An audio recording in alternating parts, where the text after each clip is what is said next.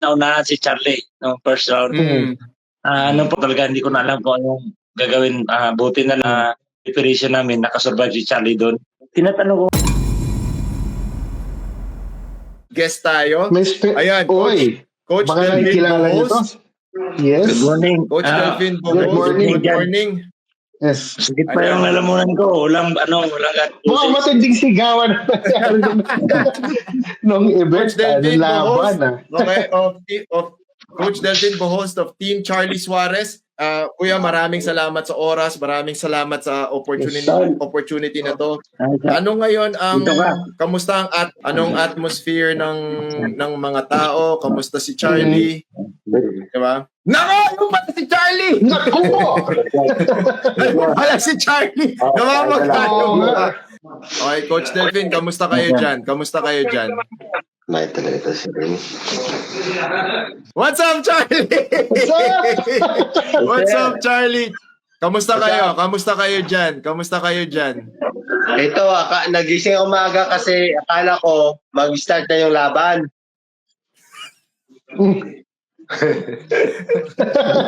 Mag-start na yung laban. Charlie, tsaka si Coach Delphine, lahat ng tao ngayon, I mean, kung makikita nyo lang, both the Philippines tsaka yung internet at international community ang sinasabi si Charlie ang Even nanalo. the experts. Diba? Even boxing experts are posting na dapat si Charlie ang nanalo. So bilang kayo yung umakyat dun sa ring na yun, nung gabing yun, how does that, anong feeling na nakikita nyo na merong international support sa inyo ngayon? Yung suporta sa inyo, talaga sinasabi, kayo dapat ang nanalo. Una-una, nagpasalamat kami sa mga tao na nagtitiwala kay Charlie doon sa laban. Yung time na yun, alam ko na talaga naman nanalo si Charlie. Totoo lang. Kasi inamin ko naman, kahit ako bilang head coach, pag idadaan sa score, matalo kami. Yung game plan talaga namin ni Charlie doon is KO. Hindi ko lang alam kung sa anong round. Pero nung nakita ko, nung nakapag-adjust na si Charlie, lalo na doon sa round number 5, medyo masaya na ako sa performance ni Charlie. Dahil alam kong talaga, kaya na ni Charlie makio lalo na doon sa mataas na round. Lalo nung may sugat na si Navarrete, nakatalon talaga ako doon sa inuupuan ko. Sabi ko ito na, nung pina-check sa doktor, kinabahan ako. Na-feel ko talaga na parang kakaiba to. Yung body language ni Navarrete, nakita ko rin parang nag-uusap yung hindi lang siya nagsasalita, pero yung body language, yung mata nila, nagkakatinginan yung doktor sa si Emmanuel. Sabi ko, patay. Sabi ko, yan, kung dadaanin to sa score, matatalo kami. Actually, nung nasa side corner na kami ni Charlie, nagtanong din si Charlie sa akin. Sabi ko, pag dadaanin to sa scorecard, talo tayo. Matatalo kami. Pero kung makikita nila yung technicality doon sa laban, hindi naman yung headbutt yung nakatama kamay ni Charlie. Actually, nagtanong si Charlie sa akin doon sa akin doon sa corner kung ano ba yung tumama. Igo, kamay yung tumama doon kamay, pero hindi lang masabi na 100% kung talaga yung inulit. Kahit ako nga doon sa laban, hindi ko 100% na nakikita kung ano, kasi sabi ko, bro, kamay yung tumama kamay yung inulit ko, inulit ng mga review, kamay talaga. Kumao talaga yung nakatama. So, maraming doon na dapat TKO yung result doon So, sa ngayon, nag-apply naman kami ng doon sa protest. Protest. Antay naman kung ano yung mangyayari. Yan ang inaantay namin yung result ng protest. May lumalabas na, coach, na mga balita na yung California State Athletic is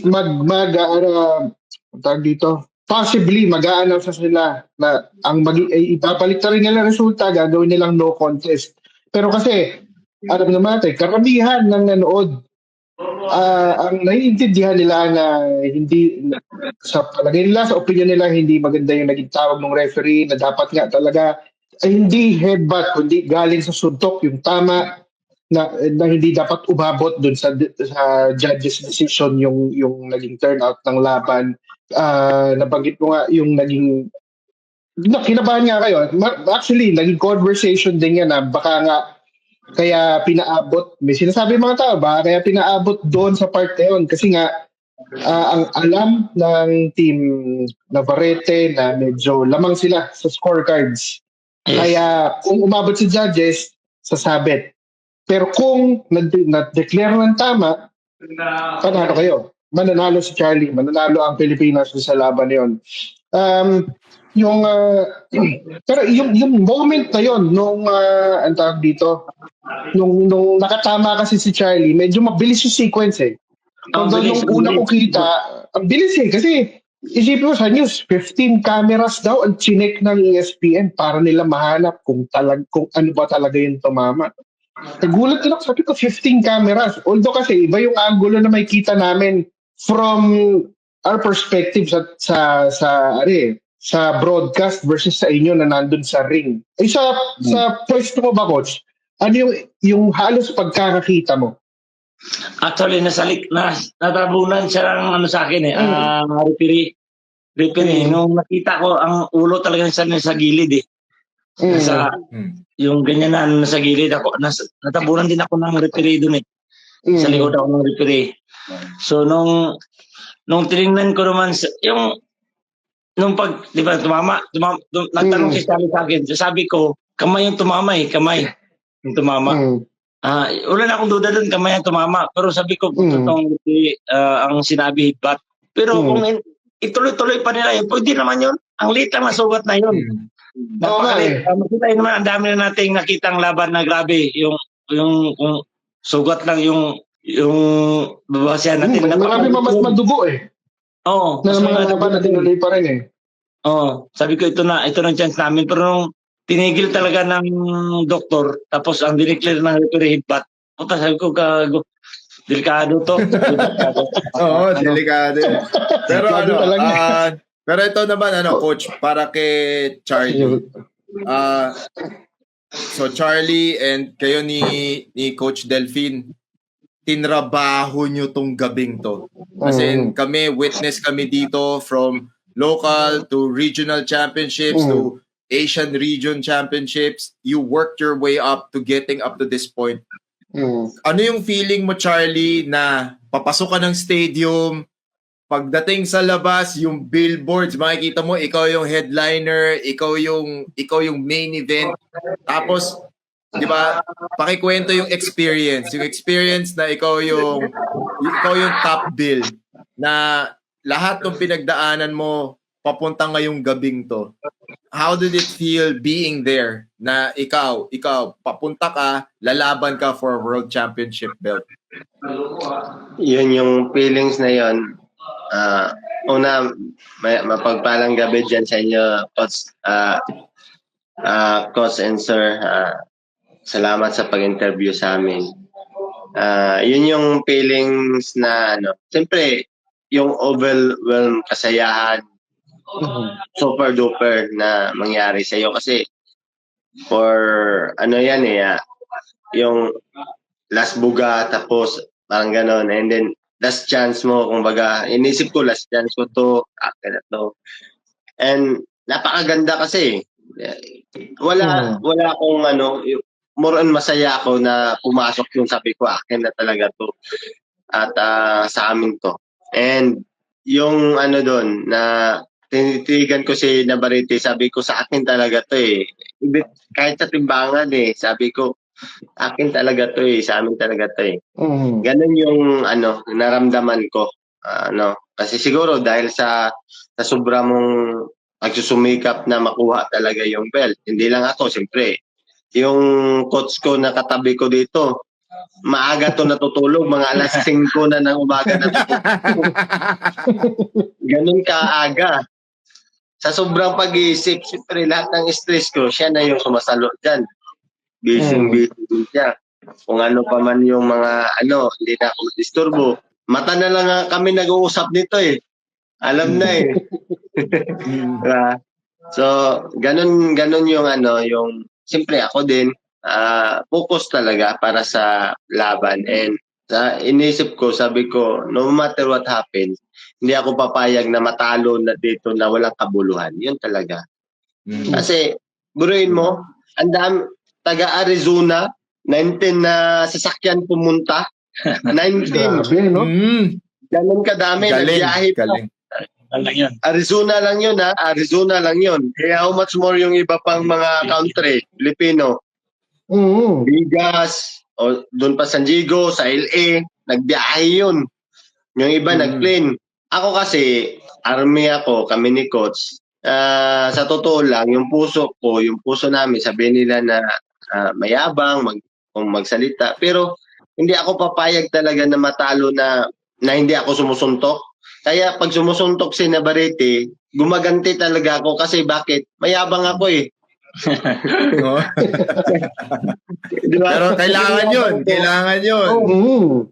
Yung yabang ko, doon ko sa ring pinapalabas, hindi sa bunganga.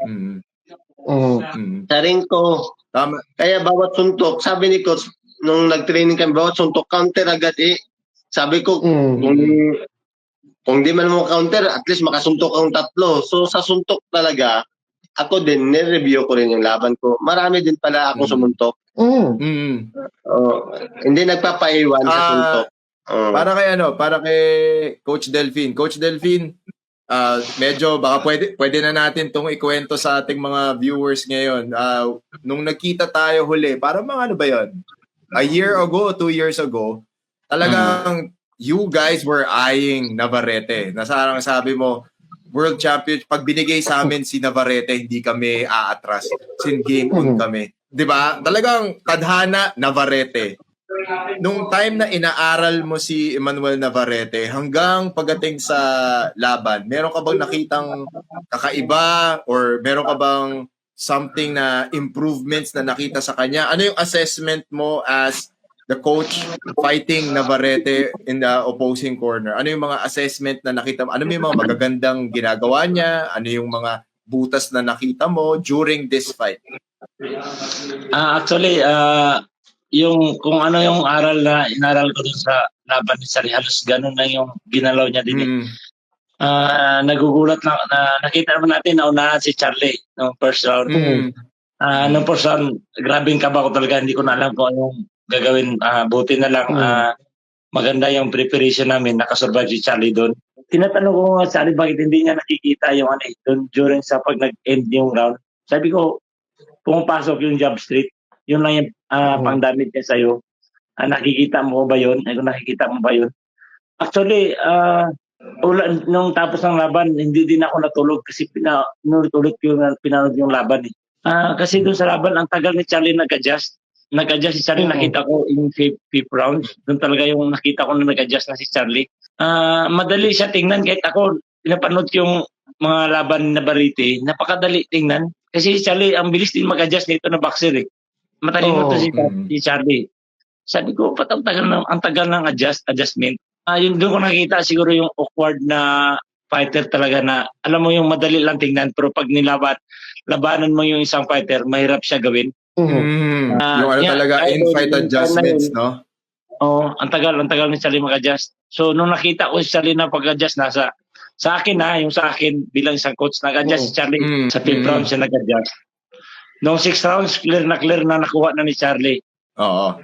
Clear na yun. 6 rounds, 7 rounds. Sa amin pa rin yung 7 rounds. Pero nung nakita ko sa official result nila, yung 7 rounds sa kanila eh. Ang binigay na. Layo ng score talaga. Nakakainis. Okay, before magtanong si JC. Hindi ma-knockout talaga si Navarrete. Hindi ko lang masabi kung anong round, pero sabi ko, kaya ni Charlie. Lalo nung natapos yung first round ni Charlie, nakasurvive si Charlie. Doon ako nakita, yung makita mo yung tama yung training, tama yung preparation. Talaga, maganda yung kahinatnan. Bakit? Tinamaan si Charlie na malakas, kinaya niya. As in, narinig ko talaga parang buto na tumatama pag dapat sa mukha ni Charlie. Pag sa katawan, pagkatawan natin naman si Charlie, alam ko naman kaya ni Charlie, masakit pero kaya niya, kaya. Pero yung sa mukha, nakikita ko talaga yung damage na nakita mo yung first round, di ba, mga ilang minuto pa lang yun o 1 minute, dumugo na si Charlie. Doon ko na talaga nakita na kakaiba si Navarrete, may power talaga na wala sa istorya niya na, di ba, makita mo yung katawan niya, hindi naman malakas tingnan, walang muscle, pero mas malakas siya manuntok. Anong nag-enter ng second round, ang second round nga, maganda yung patamaan nila, pero para sa akin, yung sa akin lang, hindi naman ako judge, lamang pa rin si Navarrete, kaya kinakabahan ako. First, second, third, fourth, ang sa akin na score kay Navarrete. Oh shit, sabi ko nung fifth round, nag-adjust, doon ako masaya, nag-adjust na si Charlie. 5th, 6th, 7th, kay Charlie na yun para sa akin. Kaya nung nagkasugat pa si Navarrete, na nakita ko, lalo na sa 6 rounds, nakita ko nahina ni si Navarrete. Nahina na siya, ito na. Tapos kami ni Coach Bob, kasi kinakalabit niya ako ito na dong, sabi niya. Sabi ko, atin na to. Nakita ko talaga na kung pinagtuloy pa ng referee, ng doktor, makiyo na talaga ni Charlie, nakita ko, nanghina na rin si Navarrete. Saka naramdaman niya na rin yung lakas ni Charlie. Ito, Coach Delphine, all the way from Cebu. From YouTube, Maharlika, Mahal Kita Podcast. Question, nakita mo ba na nagpanik si Navarrete nung nakita niya na di ka takot sa kanya? After niya sumuntok, gumanti ka kaagad. Nakita mo ba na dinaga siya after ng cut? Basically ito, Coach Delphine, yung naano ka ba na ano yung nakita mong assessment nung napanood mo na nakita mo na si Navarrete, napansin niya hindi takot si Charlie sa kanya. So ano yung naging approach nyo ngayon doon? Kasi nga si Navarrete, ang style niya mambuli 'Di ba? Kasi malaki siya So ang style niya talaga, maninindak siya sa loob, magi-impose siya ng power shots niya. Tapos anong nangyari nung nakita mo? Sabi niya, si Navarrete medyo nag-iiba yung body language kasi hindi natatakot si Charlie sa kanya. Actually, kahit doon sa awiin, hindi naman natin nakita si Charlie na takot doon Saka ako nga, natuwa pa kasi dahil may advantage na kami doon kasi dehydrated siya Nung nakita ko siya during sa laban, hindi pa rin ako takot doon kay Charlie kasi malaki din yung ka-sparring ni Charlie. Doon lang talaga ako na nung sa first round na tinamaan si Charlie na medyo tinamaan si Charlie. Doon ako dapat mag-ingat, sabi ko dapat mag-ingat. Tapos ni-remind ko si Charlie na pumapasok yung jab straight. Yung upper ni Navarrete na yung signature punch niya, hindi nga kay Charlie, nakatama ng mga solid Kaya wala akong masabi na natakot ako doon sa natakot ako doon sa Navarrete. Wala akong doon. Si Charlie warrior talaga to na palaban din talaga. Kung makita natin during sa laban kahit naunahan kami, nakita mo talaga na yung will to win niya na manalo. JC. Coach, anong round niyo napansin? Bago nakadali si Charlie ng matindi sa bandang kilay ni Navarrete. Anong round niyo napansin na medyo, o kung nakita niyo na yun agad, na medyo sa dating kay Navarrete, teka, pumapalag na masyado to si Suarez sa akin, medyo kailangan ko nung kumambyo, umadjust. Nakita ko ron, pag-start na second round. Nung second round, na si Charlie, gumaganti na si Charlie. First round pa naman, gumaganti na si Charlie, pero yung second round, gumaganda na yung galaw ni Charlie. Nakita nyo sa first round, medyo excited si Charlie. Nakita mo, ang daming galaw, sobrang excited. Yun ang feeling ko, sobrang excited niya. Doon ko nakita na, medyo excited si Charlie sa first round, pero second round, medyo palaban na si Charlie. Third round, fourth round. Nung fifth round, doon ko talaga nakita para sa akin bilang isang head coach sa Charlie doon. Doon mismo yung magandang Charlie, yung nag-adjust na talaga siya. Kaya nung pag-entered ng 6 rounds, mas lalong dominante na doon si Charlie.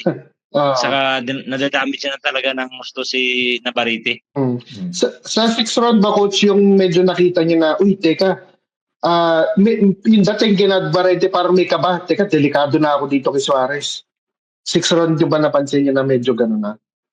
Oo, 6 rounds. Doon ko nakita kahit sa corner niya, yung mga, ikaw yung coach, parang yung sight mo, hindi lang yung isang boxer eh. Pati yung sa sight nila, tinitingnan mo na kung ano yung reaction. Nakita ko talaga na medyo alangan na sila kasi nakita nila yung fighter siguro nila na dehydrated na pag tumagal, hindi na kaya. Kung makita nyo yung game plan nila, sa unang round sila nagbuhos ng power sa solid na mga suntok eh. Yun lang yung naramdaman ko na game plan nila. Nung natapos ng laban dito pa sila, napalit pa sila ng game plan nila. Kasi kung makita natin, hanggang dulo palaban si Navarrete, saka madami yung suntok. No? Pero pagdating ng 6 rounds, makita mo, nanghina na talaga siya. Kaya doon mas advantage na si Charlie sa laban ng pagdating ng 6 rounds. Okay, pag naman, for Coach Delphine tsaka kay Charlie na rin, ito yung pinaka controversial part of the entire fight. Can you walk us through, like ikaw yung punto de vista, yung point of view mo, tsaka si Charlie, ano ba yung na-recall niya na nangyaring sequence?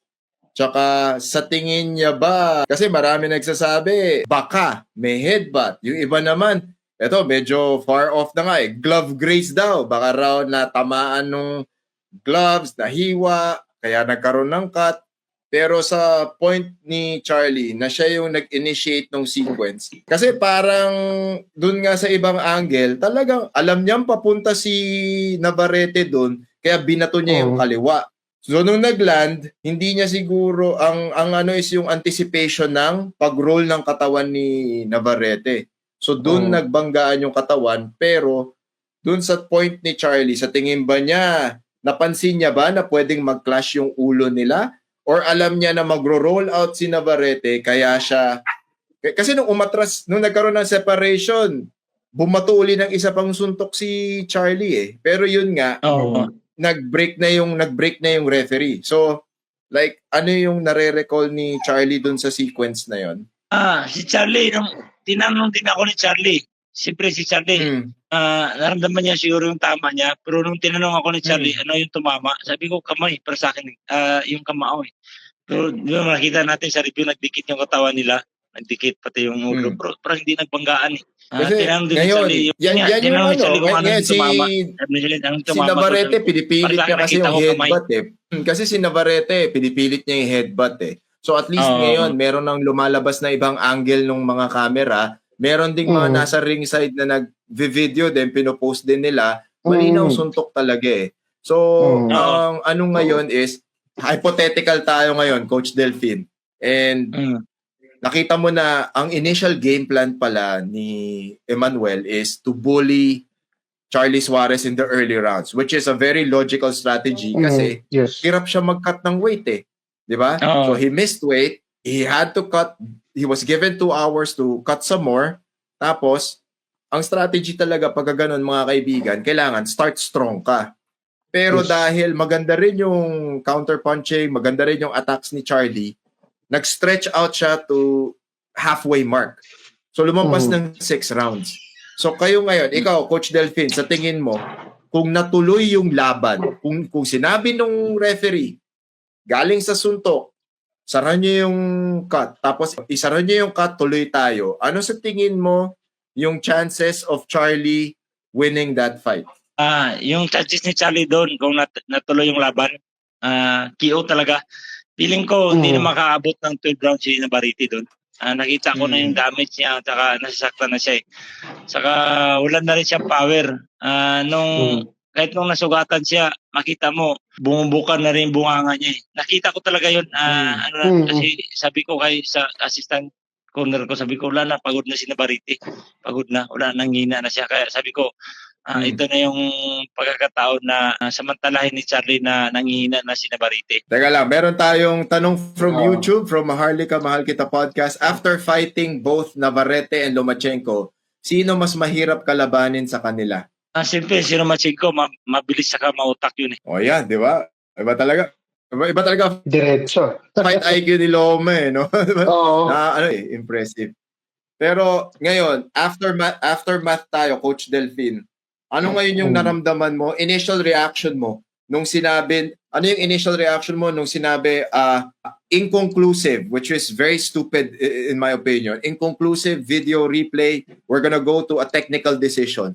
Tapos binasa yung scorecards, tapos 'di ba? Ano yung naalala mong immediate reaction mo doon? Nag-isip ka ba? Magagalit ka ba? Kakalmahin mo ba si Charlie? Anong sasabihin mo kay Charlie noong mga oras na yon? Actually, nung nagtanong si Charlie sa akin during sa laban, ang tanong ni Charlie, panalo ba tayo sa score? Yun ang unang ni Charlie, panalo ba tayo sa score? Ayun, sabi ko talo tayo. Mag-score ang dadaanin, talo tayo. Kasi nakita ko natalo si Charlie sa score. Talo si Charlie sa score. Amin namin yun. Pero kung pinatapos talaga yung round, ang laking chance ni Charlie na manalo doon sa laban na yun. Kung tinapos yung 12 rounds. Baka yun nga, sabi ko, hindi makatapos si Navarrete ng 12. Oh, ito Coach Delphine, si ERL to. ERL is our friend from YouTube. Ito talaga Charlie Suarez fan to. Ito si ERL, Charlie Suarez fan to. Laging humihingi to ng Charlie Suarez updates. Fan niya talaga kayo. So this question is for you guys.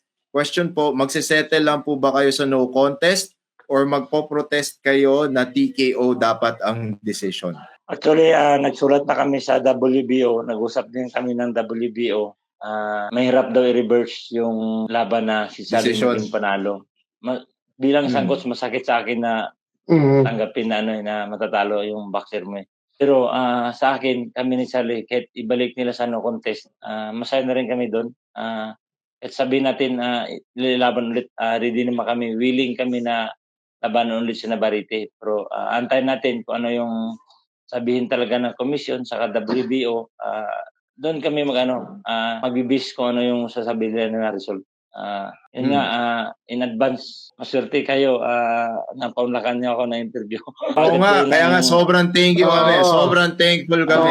Sigurado rin, itong i-clip na to ng ibang channels, kukunin na nila to. Pero okay pa rin kasi kailangan malaman ng mundo kung anong nangyari dito. Kailangan malaman ng lahat na ginawa nyo lahat ng magagawa nyo para sa Pilipinas. At talagang nakakatuwa rin yung support na natatanggap ni Charlie ngayon.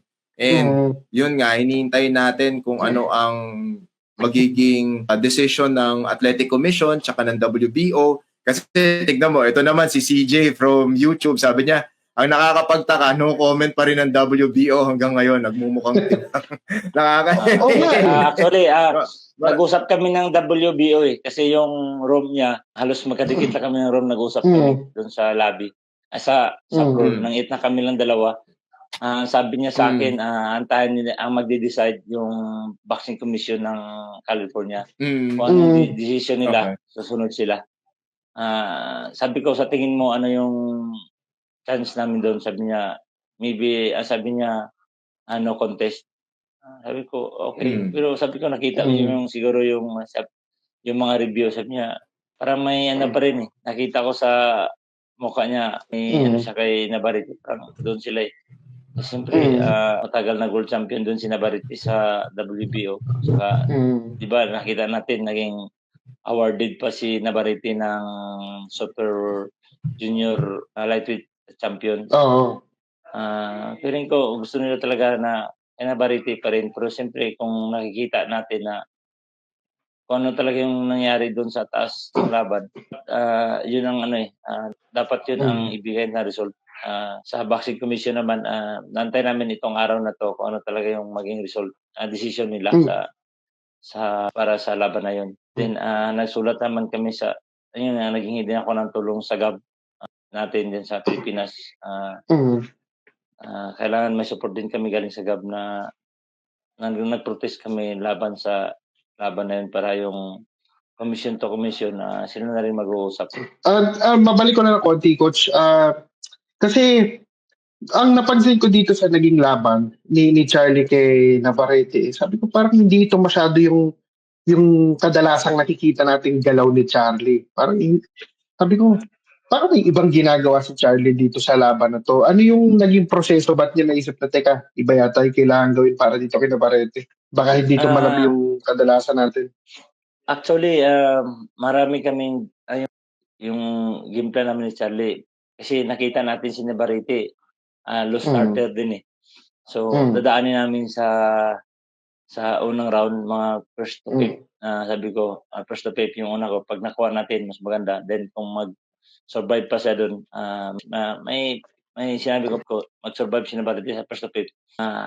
Idadamage namin siya hanggang 9.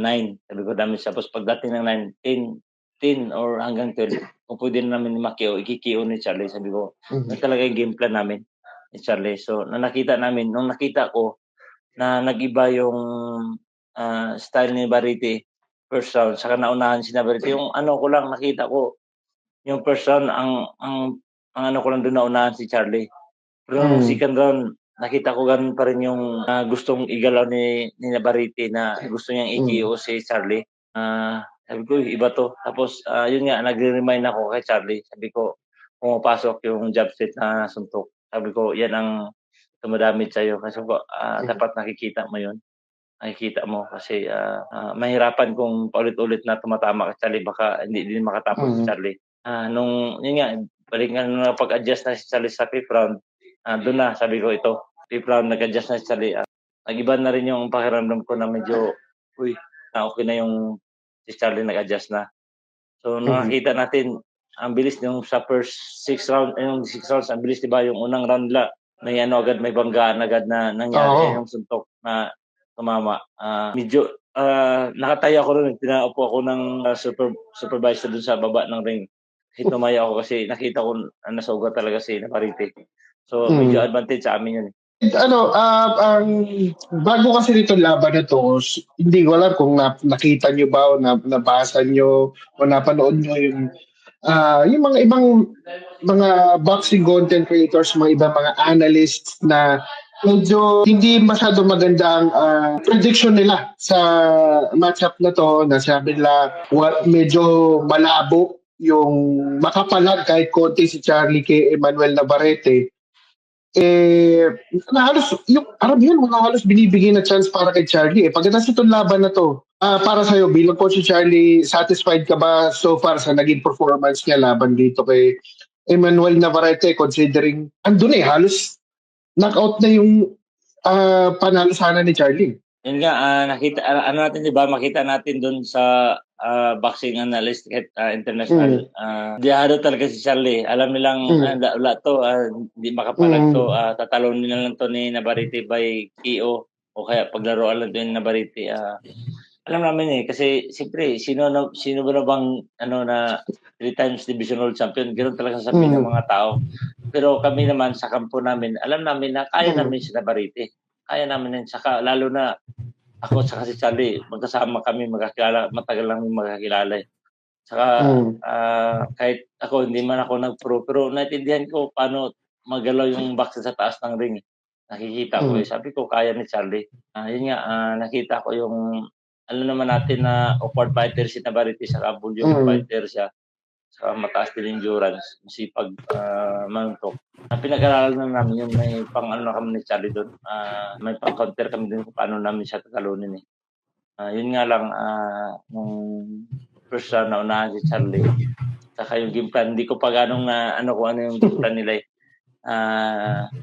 Hindi ko ganong nagsising sa sa isip ko na, doon pala yung ano lang, kasi siyempre dehydrated si Navarrete. Alam mo nilang pag sa taas na run, manghina na siya eh. Siguro doon sila nagbuhos, saka siguro kung makikita nila yung mga laban ni Charlie, halos nakikio ni Charlie sa late round eh. So nakita din siguro nila na medyo matagal mag-hit si Charlie. So kaya binanatan nila si Charlie sa unang round. Actually, ganun din yung namin eh. Basa ko din kami din ni Charlie, dapat person dadali din kami. Pero talaga. Yung game plan, hindi ko naman sinabi doon sa mga pag may mga interview kami. Pero mahirap talaga namin. Sa unang round, bubumba din kami. Yun nga lang, naunahan si Charlie. Ginawang underdog si Charlie. Ang daming pagkakataon. Kahit sa betting odds, yamado talaga si Navarrete. Navarrete, oo. So, ngayon naman, after the fight, kwentuhan mo naman kami, Coach Delphine, anong nangyari right after the fight? So, ngayon, sa tingin mo ba, mas kilala na ng mundo ngayon kung sino si Charlie Suarez? Siguro yung pagkakataon na yun, yung laban na to, parang sinadya siguro ng pagkakataon na ganun mangyayari. Na makilala nila si Charlie kung anong meron siya, anong klaseng fighter si Charlie. Nung makita, kahit ako nakakabasa ako kasi ngayon ang bilis ng social media. Sino ba yan si Charlie? Parang walang kwintang boxer yan. So ngayon, nakakita nila na may palag si Charlie ngayon, nakilala siya. Sabi ko, siguro sinadya din na yung ganito para makilala nila si Charlie. Kasi kung makita natin, parang sabi na wala na to kasi may yung binabis nila, yung edad ni Charlie talaga, wala na to. Lang to, papakain lang to. Yun siguro yung ano nila, pero sa amin, kami ni Charlie, hindi talaga kami papayag na matatalo si Charlie. Kahit siya mismo, sabi ko, kahit ako sabi ko doon sa bago mag-intern ng round, sabi ko, Charlie, ito na yung huling natin. Yung pang-boss ko ng sa kanya, ito na yung panghuling laban natin. Sabi ko, pag natalo ka dito, wala na tayong pabalikan. Kaya huli na natin to, pakita na natin yung best na natin na performance. Sa totoo lang, para sa akin yung performance ni Charlie doon, halos hindi ko makita na 100% kasi ito yung pinaka-late na punta namin na, yung pinaka-delay kasi dati halos isang buwan nandito na kami. Natatagalan kami dahil sa visa ni Sad. Binago yung visa namin dalawa. Kaya medyo, lang kami dito, 3 weeks nag-training. Nang pagdating, sinipon pa si Charlie. Hanggang sa laban, may sipon si Charlie. May kunting cup. May sipon talaga. Kahit may mga doktor akong sinama. Yung nasa corner, si naka-base doon sa New Jersey yun eh. Pero naging cutman din namin yun, yung doktor na yun dati sa dalawang laban. Sabi ko, Dok, ano ba yung magandang gawin natin ito? Sabi ko, masipon na si Charlie. Sabi niya, hindi ko, natin kasi baka allergy o hindi namin ma-identify kasi may siyempre uso ngayon ng allergy. So sabi ko kasi allergy lang daw. Hanggang laban, ganun din naman. So, pero hindi na namin inano talaga Charlie, parang malala. Para hindi, yung isip niya, hindi din maano ba na, may iniinda akong sipon, ganyan, may, may ubo ako, ganun. Parang wala lang din na namin. Kasi sa training, kung makita ko yung, lalo na nung last training namin ng Wednesday, sobrang sharp lang ng mga suntok ni Charlie. Saka ang ganda na yung pag lumalapat sa pads. Sobrang, parang alam yung, ang ganda ng suntok, ang ganda ng speed. Napakaganda, sabi ko ito. Ano talaga to? Ay kalalagyan din talaga si Navarrete sa Charlie. Kahit may isang akong kasama, sabi na nung iba na yung suntok ni Charlie. Sabi ko, parang hindi yung speed ni Charlie sa lalo na sa pag meet kay Charlie. Sabi ko nung last namin. Siguro si Charlie excited na rin sa laban. Kaya yung ganun na rin na kabilis yung niya, yung galaw niya sa huling training namin. Well, maraming salamat sa oras, Kuya Delphine. So, please, sino po ang mga gusto nyong pasalamatan? Sino yung mga sumuporta sa inyo na gusto nyong bigyan ng recognition? Please, sabihin nyo na ngayon lahat para mabigyan natin sila ng recognition for everything that they've done for this World Championship stint ng Team Charlie Suarez. Una, salamat ako sa ating Panginoon na binigyan si Charlie ng World Champion. Sana tapos yung laban na walang manang injury na nakuha si Charlie. Then, kay former Governor Chubby Chingson, siya talaga nakipag-usap. Siya yung kinakulit ko actually. Siya yung kinukulit ko na kukunin yung laban. Nagawa namin to dahil siguro sa pangungulit ko sa kanya, kay Gob. Nakuha niya talaga. Actually, kahit ako alam ko na hindi mandatory si Charlie kasi nagsulat din naman ako sa WBO during convention. Tapos yung may represent tayo na nagpunta doon sa GAB. Hindi talaga priority si Charlie. Then, nag-usap din kami ng matchmaker ng Top Rank. Hindi nila priority si Charlie. But dahil kinukulit ko si Gob direct kay Bob Arum, direct doon sa kay Bob sa kay Morite, siguro nagawa ng paraan na maging Charlie Suarez. Tapos si Si Navarrete naman, pumayag din siya na maging kalaban si Navarrete, si Charlie. Then, nagpapasalamat din ako sa Philippine Army na patuloy na pagsusuporta sa kay Charlie na lumaban. Lumaban si Charlie sa boxing. Then, sa mga tao sumusuporta din sa amin dyan sa Pilipinas. Sa aking kapitbahay na may-ari ng Enduro Factory. Nung nag-umpisa pa lang kami, andyan na sila. Yung garage gym namin na natitraining doon si Kuya Franco. Naperap sa amin doon. Doon talaga kami natitraining din ni Charlie dyan at saka sa ibang gym. Salamat din ako kay Sir Joseph Oy. Nagbigay ng training sa amin doon. Then sa sponsor namin na ngayon sa PAL na sana ma-upgrade yung namin yung pabalik. Yan, Philippine Airlines, baby. Napasalamat din ako sa buong team pala namin na kasama ko during sa laban. Coach Bob, Robert Colnais, Jeep Pagaduan, yung strength conditioning sa katman namin na si Doc Bert Cinco. Then sa tao na kasama ko dito si Marlon Ramiro, mas sure natin yan. Si Joel Batso, sparring partner ni Charlie na dinala ko dito sa US. Then sa mga tao na tumulong sa amin, lalo na sa fraternity ko sa Mission, yung support, sila talaga yung napadami ng tao sa laban ni Charlie. Sa Nevada, sa California, saka sa Las Vegas na pumunta dito. Sa mga pamilya namin na tumulong, nag-pray kay Charlie na sa laban. Kay Ma'am Coco Lourdes na bibigay ng support din sa amin, lalo na sa pangailangan ni Charlie sa gloves, hand wraps, sa gym na natuluyan din namin pag nag-sparring kami sa Ilorde family. Sa mga sponsor namin doon sa, hindi ko maano. Saka yan, sila LGR. The Athletic, then yung PH Corner Boxing. PH Boxing Corner, baby. Yes. Pumunta pa yan, doon tsaka sa talaga, laban. sipag. Siya ng post ng update. Di ba? So, tayo ngayon? Kuya Delphin, next steps. Kung magawing no contest, game ba kayo? Rematch? Yun nga, ito sabihin ko sa inyo, may rematch talaga. Kasi doon pa lang sa taas ng ring, sinabi na sa amin. May rematch din, may kasunod. Hindi ko pa lang alam kung kailan.